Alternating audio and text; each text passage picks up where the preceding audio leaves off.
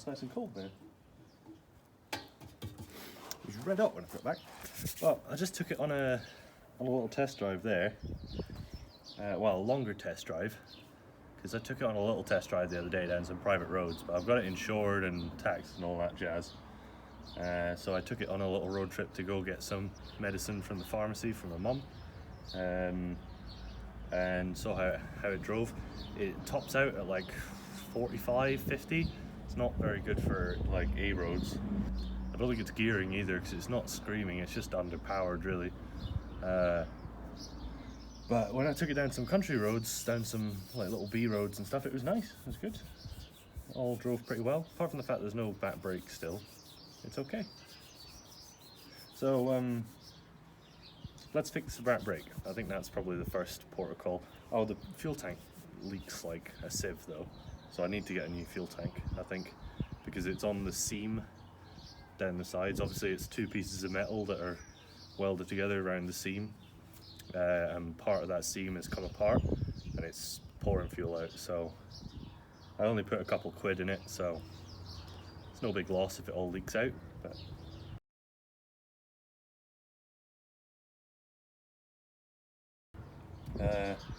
right, I'm going to pull the back wheel off and we'll get into this drum and have a look, see why it's not working, see whether it's been installed wrong or something. So let's go on with it, I guess. This is a loader plate in it, which honestly isn't that bad compared to the fact that this nut is on the wrong way round. I mean, that's stiff as anything. This has two nuts on it for some reason. Obviously that rod isn't connected to anything, but the connection's all the way up here. It's there, it's not broken or anything, it's just, they just haven't put it on. This needs taken off, the spline's redone. Oh, no way. I can't trust anything on this bike at the moment. Yeah, so I think that'll be one of the first jobs, because that'll be a nice easy job. I can just redo it, because it looks like all the parts are there apart from the bolt at the front. Well, that wasn't tight at all.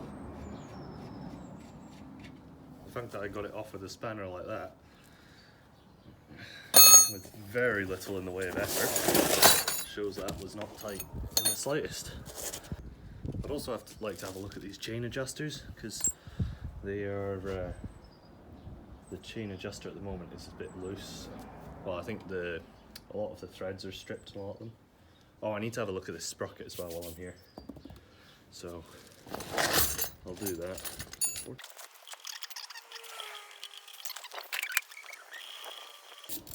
I love these little palm ratchets. Make these kind of jobs so easy.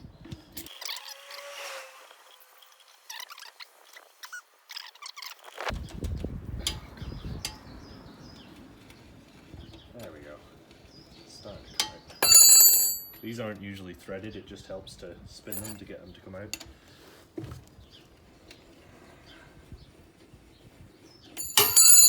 There you go. Ooh, that's a long one.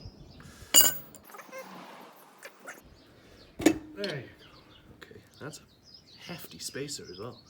Ooh, buddy. Oh, idiot. Forgot the big bar that I've reconnected.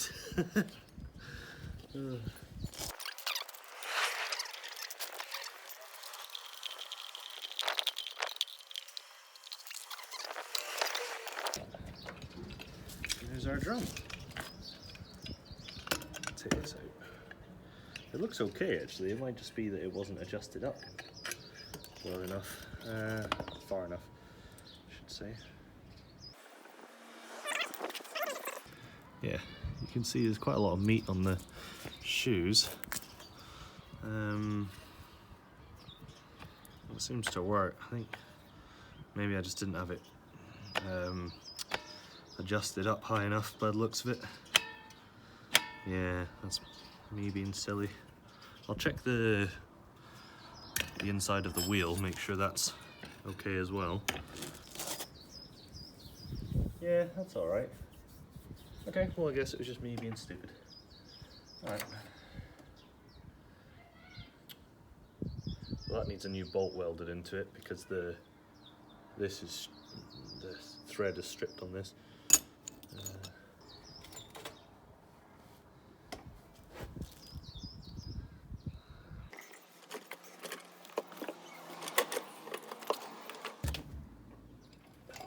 There we go. Okay. Right, I need to figure out what's going on with this. That circlip's hanging off as well, which is good because I don't think I have any circlip pliers anyway.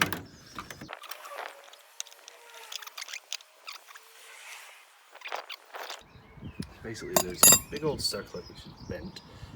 It was on the outside of here, and then there was this washer, and then there was this sprocket. And as you can see, these nuts were all loose, but all they are pins. Right, so these pins then locate in these slots. And as you can see, all that movement was probably from where these slots have all wallowed out.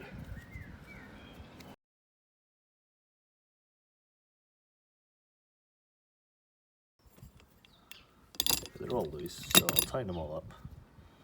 And then I'll try and tighten this up however I can. And then I'll stick it back together and hopefully it'll be better. I doubt it somehow.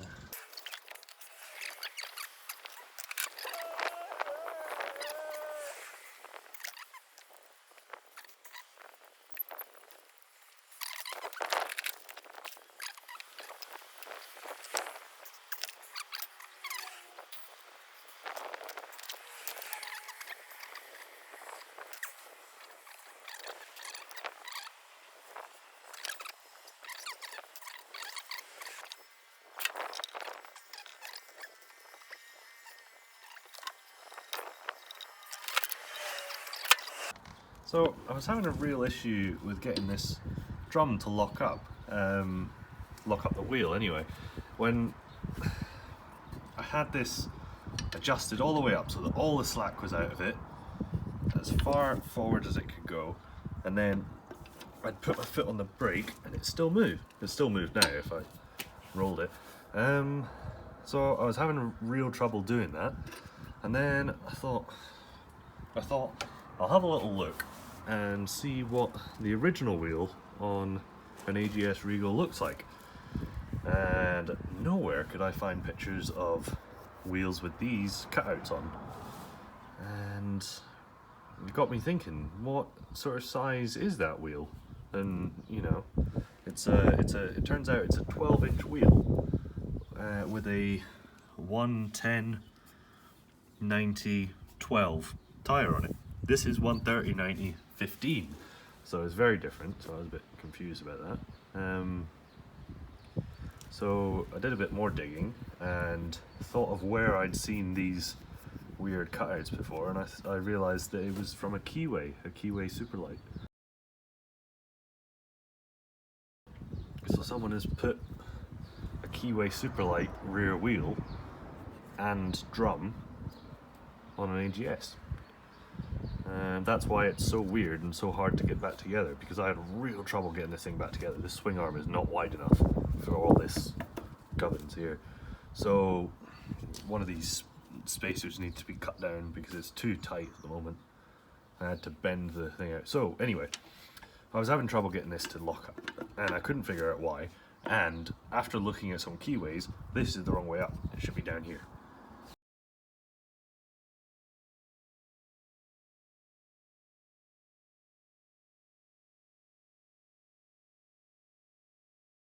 And the cable for the AJS is not long enough really to go underneath, but I'm going to give it a shot anyway, see if I can. Also, this cable's bent at the end. Someone's bent it, as you can see. So, not ideal, but make do with what I've got. Also, you may have noticed my janky little repair here. The threads on these, from this nut here downwards, completely gone. So what I've done is put a big nut on, then this little nut as a spacer, and then this is actually to put pressure on it, and then this is to lock it up. That's also why this chain is completely loose. yet this is at full adjustment.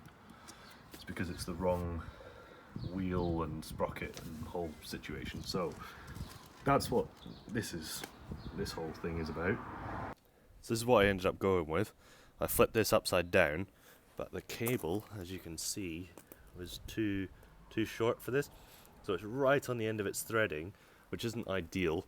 And also, if you pull it too hard, it will hit this, but it does actually lock up the drum before, there you go, you can see, before it hits that.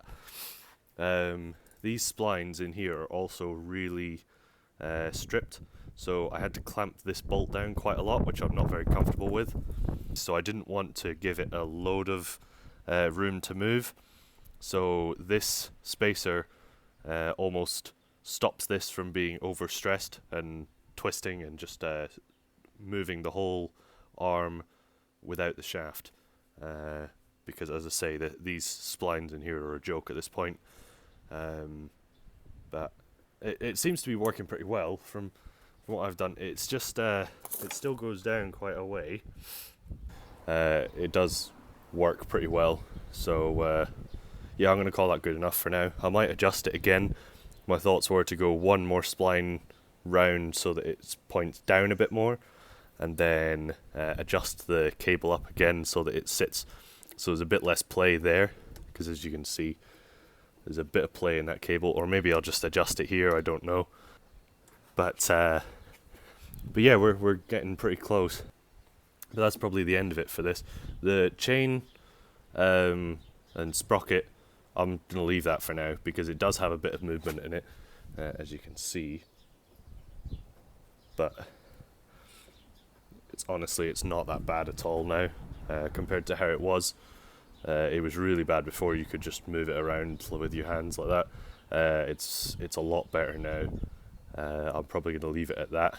I was thinking about buying those little bushings, but they're 30 quid for a set 4, so I don't think I'm going to go down that road yet. Also, this is my dog that's keeping me company at the moment. Well, she was.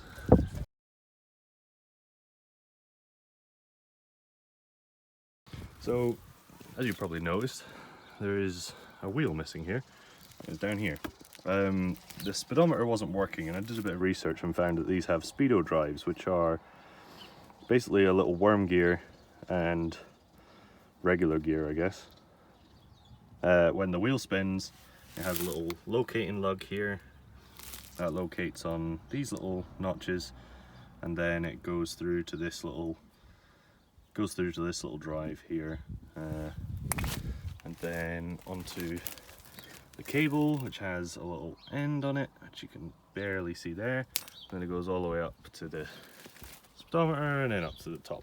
So, as you may have seen in the last video, the speedometer wasn't working, and that's because, well, the main reason behind all of that was this speedometer, which is loosened off after one test ride, by the way. The speedometer has a larger speedometer size than like the actual attachment size than what was on the bike. So the bike had this one on it before I got to it, and it's too small. So the previous owner had just tried to tape it together to try and get it to work, but obviously that didn't work. I don't know why you think it would, but maybe it did one time, because it's got 0.2 miles on the speedometer, so maybe you got 0.2 miles and then it fell out. So what I did is I got this cable. This is the cable that was on it, and completely disassembled it, took these ends off. I tell you what, the reason I didn't record it is because I didn't think it would work, and I thought I'd end up buying another speedometer cable. And I took the collet and end piece off of another scrap cable that I have lying around, and took the end off and re-crimped it in place, and it was a bit of a nightmare, honestly. Here's the old one. I had to cut it off with an angle grinder, which thankfully I remembered to bring with me down here, because it didn't want to come off. I didn't want to mash up the cable too much. This is just crimped on with a pair of pliers at the moment, but it seems pretty solid, as you can see. So yeah, as I say, the reason I didn't want to show this too much, yeah, you can see the end of it right now. There's the end. Yeah, the reason I didn't want to show this too much is because I wasn't sure it was going to work. Right up until the end, right up until it was done, I wasn't sure it was going to work. And now you can see the end of the square drive on here. So the square is the same size, it just needs bolted back up. I also brought another bunch of speedometers with me that I had lying around.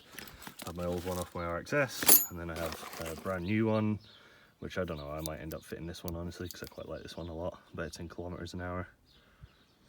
But you know, I like to be different, so maybe I'll end up putting that on. I don't know, I don't mind this one honestly. It has the neutral light on it, which is pretty helpful for this bike, because you know, it's not exactly the easiest thing to find neutral in. So obviously I've taken the front wheel off. I checked the tyre pressure was a little bit low, but it wasn't that bad. I've checked the bearings, they're all okay.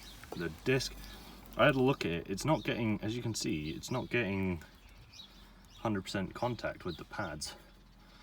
I also found where this wheel's from. It's from a, I'll link it, I'll put it right here because I cannot remember what the hell it is.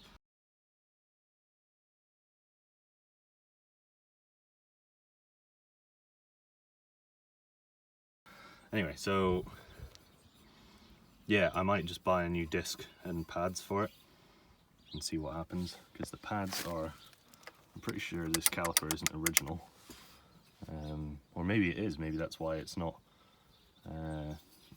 sitting properly onto the disc. Really all this space should be used by the pad, should be getting, as you can see, it's not really. Anyway, so I've taken the wheel off. I'm going to take this crappy plastic mudguard off. The guy gave me the original, I'm not really sure what it is, but the original black one, metal one, sorry, but it's been welded down the middle, and I don't know if it'll fit, but if it does, that'll be a massive improvement over this, because I hate this thing. I also need to sort out this brake line and the speedo cable as well, make sure that doesn't hit on the tire, because I've heard that a couple times. Oh, my favourite bit that I've noticed is how these are connected. So this one, just a really long threaded bar and a nut, right, okay, fine, whatever. This side, really long threaded bar and a nut, but then what's this? Oh, it's a socket from Halfords that someone's put on as a spacer. I can only assume because he's over tightened it and stripped all the threads like he did everything else. So I'm probably not going to touch that, honestly. I'll eventually get some decent risers and replace these, but I like the bar though. Oh, also I have a special treat for the end here, super special treat, because I'm not a big fan of mirrors that are like pointy upwards. I do have one off my RXS that I can fit, that if that thread's correct I might fit that, because I think it will look semi-cool. But I have some bar end mirrors as well that come out here. They're super special Chinese order, so I might fit those.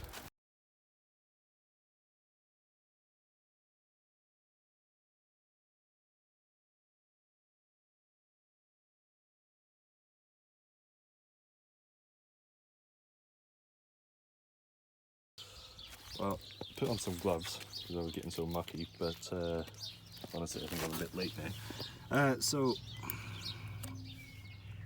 this wheel, the way the speedometer works is there's this little washer here, and before, when I put this in, there was loads of play in it. It was moving all over the place, so I just bent these bars out a little bit, these locating lugs, and it now sits a lot better in there, because even though I put it all back together again, it still wasn't working. So then we got this oil seal, which is covered in muck.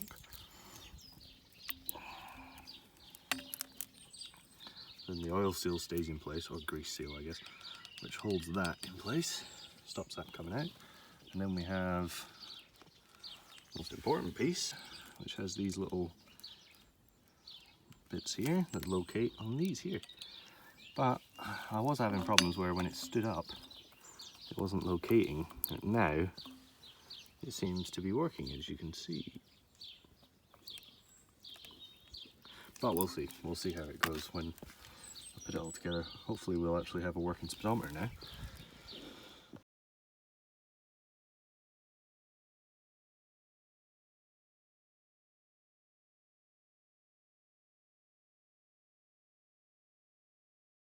After loads of messing around, it now works, and there's only a little bit of play there. Tiny bit. That should work now. I mean, I should really take it all apart and pack it with grease, but you know. So as I said in the last video, this bike needs a fuel tank because it's leaking out down the side, down here underneath. You can see down there, I put this tape on to see if I could get it to stick, but it's not.